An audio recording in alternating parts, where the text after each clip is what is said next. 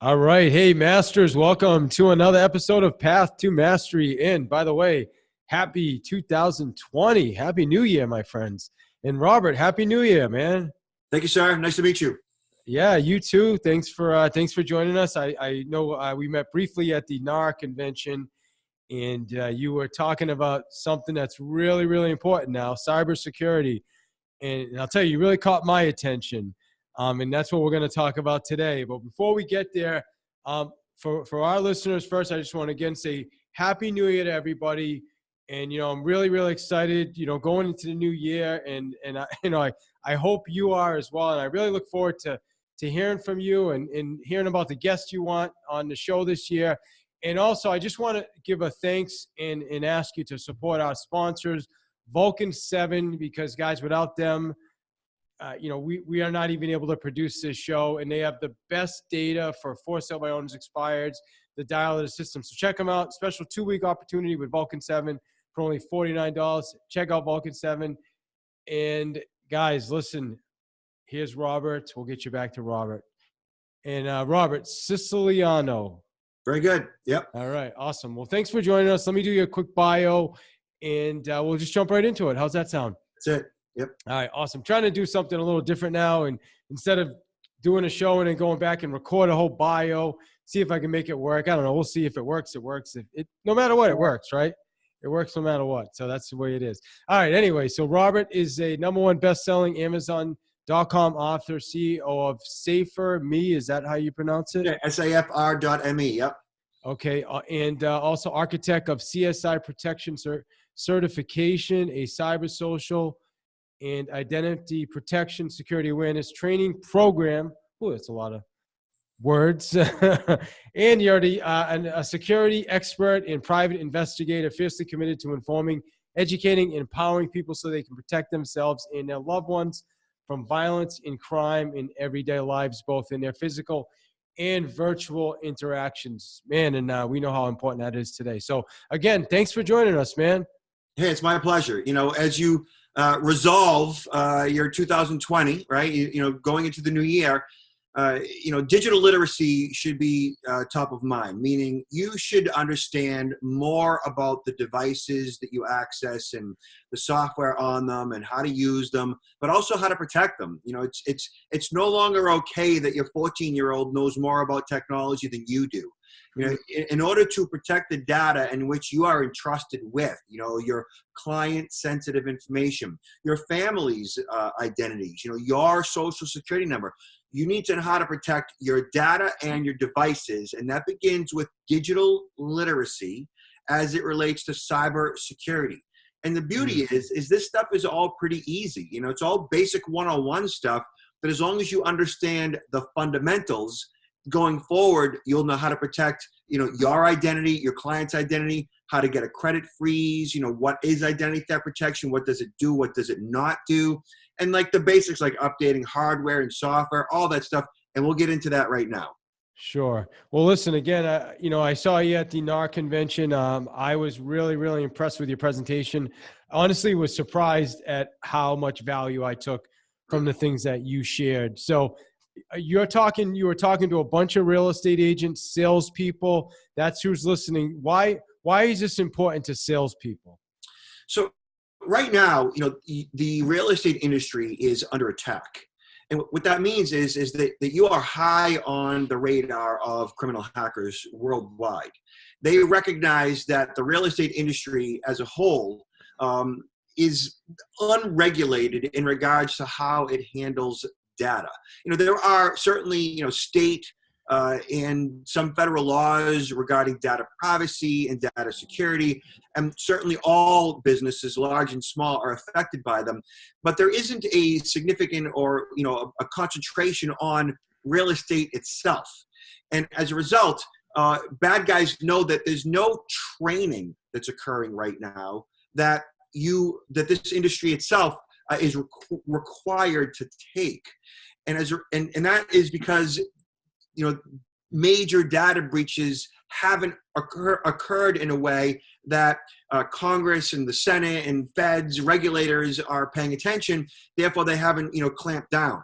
And when they do, it's gonna cost in a number of different ways. And you've all heard of GDPR, and California's coming out with its own privacy act that's being enacted. What's GDPR and what is that? So GDPR is the European Union's version of how in which basically Americans need to handle foreigners' information.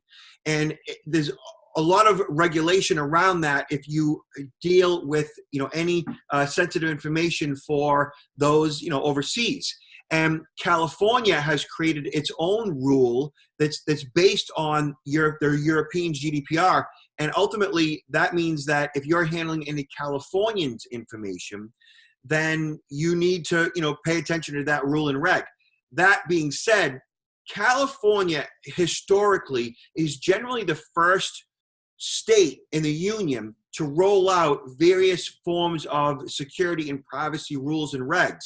And what I've seen happen over the past 20 years, and it's been 20 years of this, that once California does it, usually the other states follow suit. So as soon as California has enacted legislation in the past, I found that in New England, where I'm from, Massachusetts, was usually the second one in line to enact the same data security and privacy regulation. So I'm guessing that Massachusetts isn't far behind California. And next thing you know, it'll be New York and other states. Illinois, usually it goes into the heartland. And before you know it, all states. And then what's going to happen is the feds. The feds will enact some form of regulation that will blanket all states, that you'll be required. And right now, that's just not happening. And bad guys know this, is what it boils down to. Sure. And they see that email, for example, most real estate agents are using, Yahoo and Hotmail and AOL and Gmail. It's a hodgepodge of unprotected, unencrypted email addresses. You might use, a username, which is a Gmail address, and a simple password, like password 1 as your password. And you're not using what's called two-factor or second-factor authentication, where you might have a mobile phone where you get a one-time passcode text to you in order to access your email. So username and password and a second factor, two-factor authentication via a one-time passcode is how you should be accessing all email. And if you don't have that in place, you are extremely vulnerable. And most agents— So that itself will help you with email, but why? Tell us why the people that are listening to this, they may not even know why that's so important. Why do we need to protect our email? Let's kind of— It's really important due to the fact that once bad guys get inside your email, right? Once they get inside your email program and they monitor all of your communications, like they're literally in your email. They can read your sent, they can read you received, they can send an email as you. Once that happens, bad guys will communicate with your clients posing as you. And that means that they can send wiring instructions for a closing that they know is going to happen within a couple of weeks because they're reading your email. Once they see all that taking place, they send the wiring instructions to your buyer. The buyer will wire money, 6 figures, 7 figures in some case, to the bank account of the bad guy's choosing, and that money's gone. And when that happens, number one, you're going to lose that sale. Of course, the buyer loses that money, right? And then the lawsuits begin.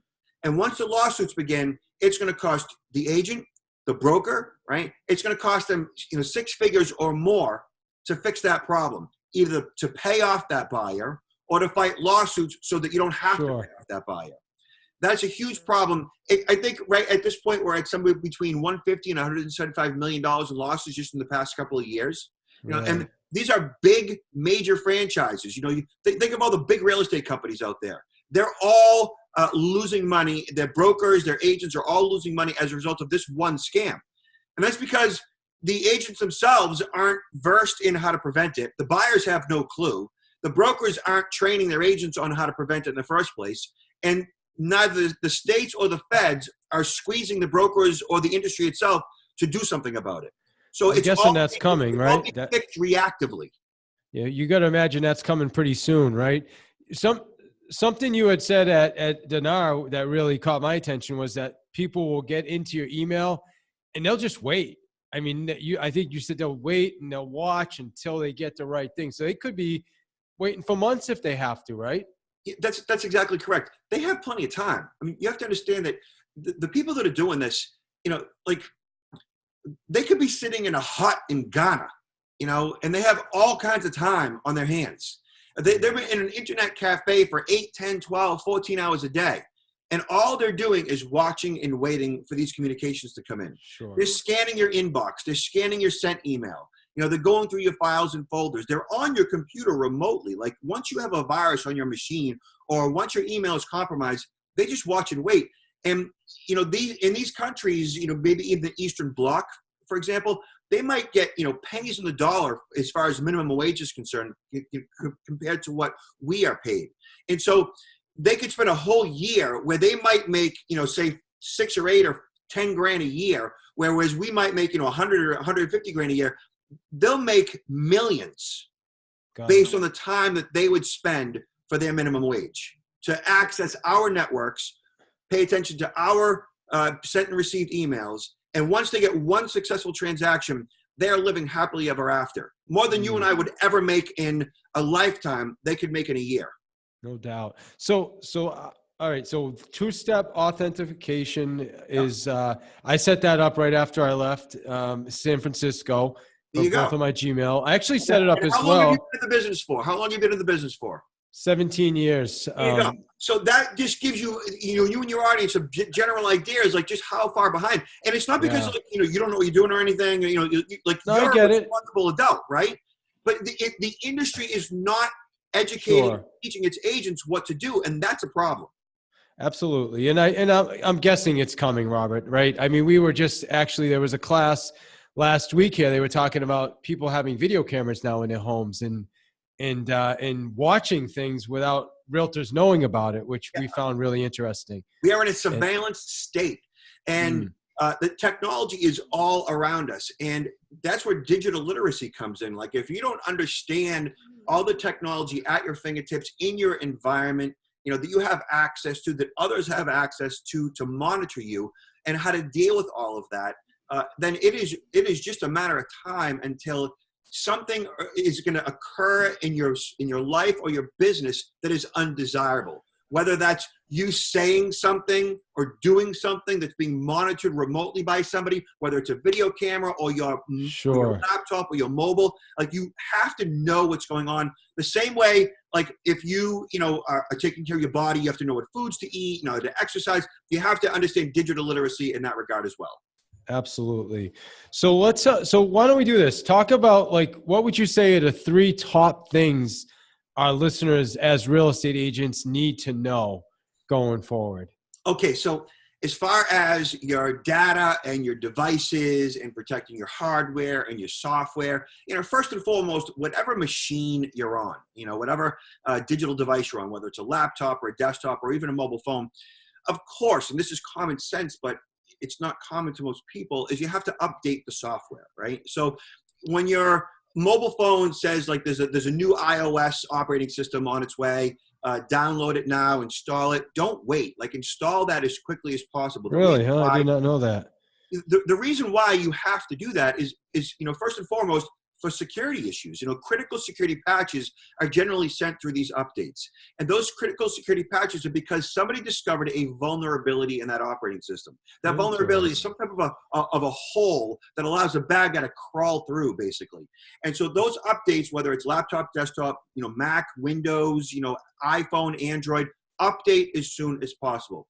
And then any other apps that you have, software on your laptop or desktop or apps on your mobile phone, update those frequently as well, because those same mobile applications or laptop or desktop, that software can also have vulnerabilities. And all of those vulnerabilities have to be patched via updates.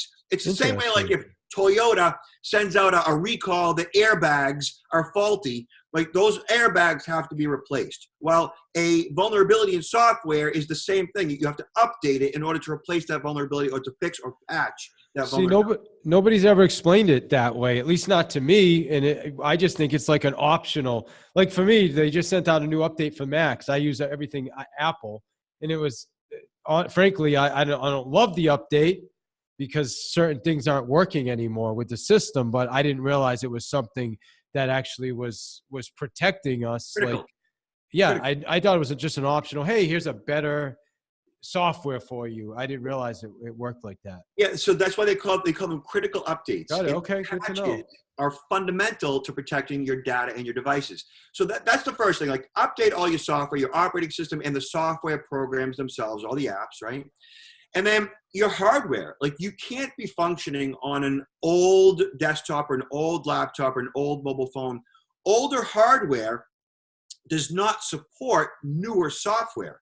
So, for example, if you have a old Dell laptop from, say, 2011 that might be running Windows 7, and many people do, that Windows 7 isn't even going to be supported past January of 2020, meaning that Microsoft won't be offering critical security patches for the Windows 7 operating system beyond January of 2020. So that old hardware, right, that old software won't support, say, Windows 10. So it's time to upgrade the old hardware to new hardware. So, for example, I'm on a 2018 MacBook that I'm talking to you on right now, and that's a pretty recent device. In 2025, this thing will be gone. It'll maybe be a media server in my home or something like that. But beyond 4 or 5, 6 years, you have to start thinking about upgrades in hardware and software, both to your mobile phones, laptops, and desktops as well. Right? Yeah. That's 2 things: update your software, update your hardware. And then there's password management. And by the way, there's way more than 3, but password management is huge. So right now, let me ask you, David, are you using what's called a password manager? I do. I use what's called PassPack. I've been using it for years, but all it does is save my passwords. It doesn't log me in though to the. Okay. So the next step up is a password manager. So sometimes something that saves your passwords and it's there for you. It's maybe encrypted. paste them, right? Yeah. That's a good option. But better is a password manager. That's a software that you download that installs in your browser. So your browser could be Safari, it could be Chrome or Firefox or Edge or Internet Explorer. And the password manager, the software, could be free to a small fee, like $20 a year, maybe $40 for life, depending on the license. And that it manages all your passwords. And when I say all your passwords, you should have a different password for every single account that you visit. You should never have the same password for 2 accounts. Meaning, let's just say you use the same password for 20 different accounts. Which is easy. That's a lot easier than having a different password for everything, right? Which is what most people do, right? Yeah. And the problem there is that if you use the same password for all these critical accounts, and let's just say one of those accounts gets hacked, meaning like that server that company uses gets penetrated. Right. And meaning that the bad guys get access inside the server and they see all the passwords for all that company's customers. And they know that your username is, thehillteam@gmail.com and your password is, password 54321. Well, going forward, what the bad guys will do is they'll take your username, your Gmail address. They'll take your known password that they now see in that breach, and they'll try it at, say, Visa, MasterCard, American Express, or eBay, Amazon, PayPal, Best Buy, and they'll use those same credentials and they'll try to log into all these different sites. They call that credential stuffing, and they'll stuff your credentials into all of these critical websites that most of us visit on a daily, weekly, monthly basis, Expedia and so forth, American Airlines, Delta. And once they log in, they're in your account. And once they have those same credentials, it's likely that your American Airlines password is the same password that you use for Gmail. And once they're inside your Gmail, that's when they know what you're doing. That's when they're paying attention to all of your transactions. That is not okay, right? So that's where 2-factor authentication comes in, because even if they have your username and your password, they would need to have your mobile phone in their possession in order to log in. So the password manager allows you to have a different password for all of your critical accounts. You train that password manager over time. So the password manager essentially recognizes the website you're going to. It recognizes the username. It recognizes the password. And once you're in the website, once you're in the dashboard to say Facebook, you go ahead and you change it to a new password that the password manager would assign you, opposed to using the same one across multiple accounts. You change up your password. The password manager generates a new password, which could be like uppercase, lowercase, numbers, characters. Sure. And your password manager remembers that going forward. So every time you want to go to Facebook, you go to the password manager, it automatically takes you to facebook.com to log in. It logs you in for you. You don't have to type in the password. You know, that is really like the top 3 things that you need to do right now in order to make sure that the data in which you are entrusted with is properly protected. Using a different password across multiple accounts generally can only be achieved by using a password manager, because, you know, our brains aren't going to remember all these various usernames, all these various passwords effectively, whereas a password manager does that for you. Similarly, and I said this in my presentation, like, I don't know my mother's phone number.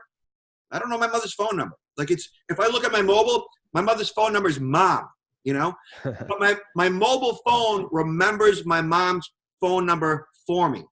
Same way my password manager remembers my passwords for me. Sure. Well, don't tell your mom you don't remember her phone number.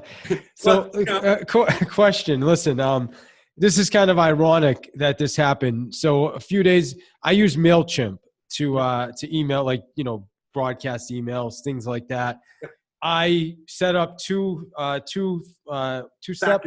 Yep. Yeah, two-factor. And I recently got a new phone. I switched phones, so that there's an app that was on the phone that generated the codes. The one-time passcode. Yep. Yeah, but now that I had a new phone, I did not have that. For whatever reason, that app was gone.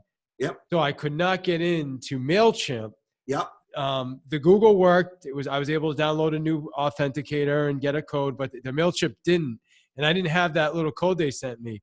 And it was a frigging nightmare, dude, to get back on. And I was getting frustrated because I'm like, what's the big deal? Like, why are they making this so hard? I had to answer literally like 15 questions through their support department. It took like 3 or 4 days to get access to my account when I had my credit card information. I had everything. Why is that so difficult? Yeah. So MailChimp. I hear you. So so all those questions you had to answer were called knowledge-based authentication questions, KBA. You had to answer questions based on information, knowledge that only you should possess, opposed to, say, a bad guy, right? And the whole idea behind that process is to make it hard for the bad guy to get access to your MailChimp account or to any other account for that matter. And in the end, security is not necessarily convenient, right? And it's not meant to be convenient all the time. It's meant to be, you know, convenient for you ultimately once you have everything in order. But it's not meant to be easy to penetrate for the bad guys, so it can get complicated here and there. But now that you've gone through all the rigmarole of you know, the new phone, the new app, the updated MailChimp account, you have access to MailChimp, it's going to be hard for the bad guy to get access in the future. And once you keep proper documentation, you know, you have everything backed up in a password manager in an Excel file, you know, it makes the transition to new devices, to updating your accounts, to different passwords much easier.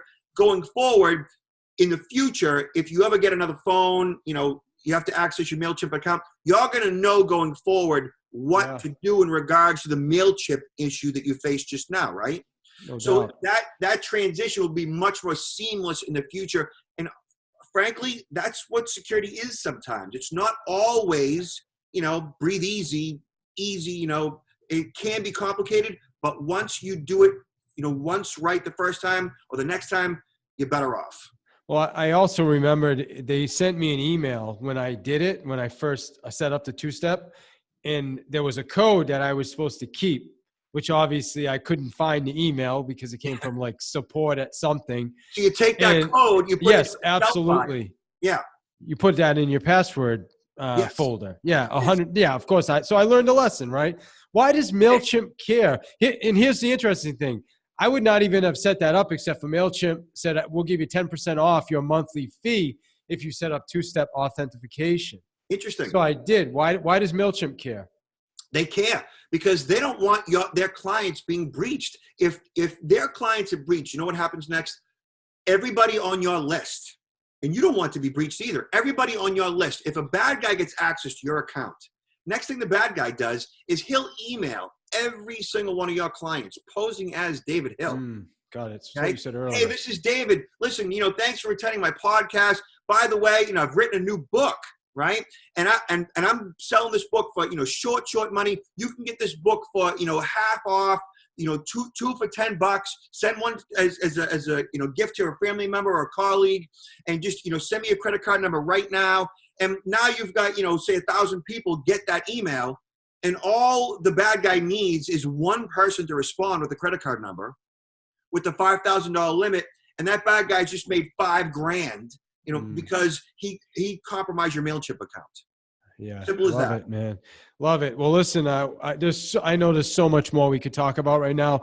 Like what's something that what should I have asked you, or what didn't we talk about that I should have brought up?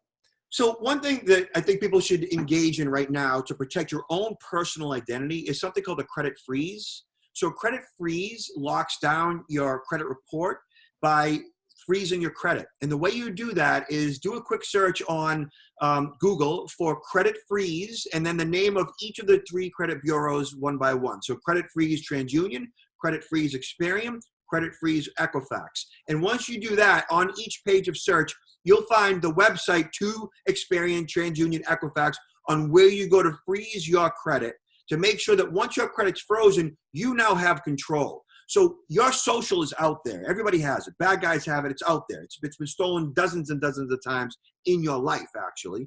And so bad guys have your social. I've had criminals email me my social to show me how cool they are, right? And so your social's out there. But when you freeze your credit, it makes it difficult for the bad guy to use your social, your credit, to open up new lines of credit. So a credit freeze is fundamental. Everybody get that right now. Suggest your clients get that as well. And once you freeze your credit, you have control. In the future, the bad guy can't open up new lines of credit under your name. Credit freeze, Google it. I'm happy to email or send a link to an article I've written about that. It's pretty simple, actually. Credit freeze. I love it. Thank you, man. I appreciate that. All right. Well, listen, how do our listeners get in touch with you, man? You and I live in Northborough, so I know. we're like 35 minutes from each other. That's pretty cool, man. We'll have to break bread sometime. Yeah, absolutely. So check me out online. So what the website I would like for your viewers, listeners to go to is protectnowllc.com. So protectnowllc.com. That's where you can learn more about the cyber social identity and personal protection certification. So CSI protection, and we'll come right into your business, right into your organization, the Board of Realtors Association, CE, continuing education credits, and teach all you people, all about digital literacy as it pertains to cyber social identity and personal protection. I love it. Actually, I'm meeting with our board on the 7th, so I'm going to bring that up. I think that'd be a good thing to bring into the board, man. Rock and roll. So. ProtectNowLLC.com. I love it. And finally, what's if somebody's listening to this and they, maybe they're in their car or they're at the gym, and what's the one thing you want to make sure that they take from this today and they implement on it? Well, I'd say listen again, right? Because we talk kind of fast and there's a lot of information here, sure. Right? Yeah, but really, digital literacy in 2020 is fundamental. Like, you can no longer throw your hands up in the air and say, oh, my 14-year-old knows more than I do about this stuff, and just give up. This is as important as getting a good night's sleep. Like, look, security, stability, structure, and protection is right there in the base of the triangle of hierarchy of needs, right? You need to eat and sleep and drink and all that stuff to stay alive. You need security, stability, structure, and protection. And you cannot get that in 2020 without understanding the fundamentals. And the fundamentals are understanding password management, updating your hardware, updating your software, knowing how to use all the different tools at our fingertips safely and securely. Hey, man, thank you. I just want to say I appreciate you, and you nailed it. Thank you. As well. Thank you so much. All right. Awesome.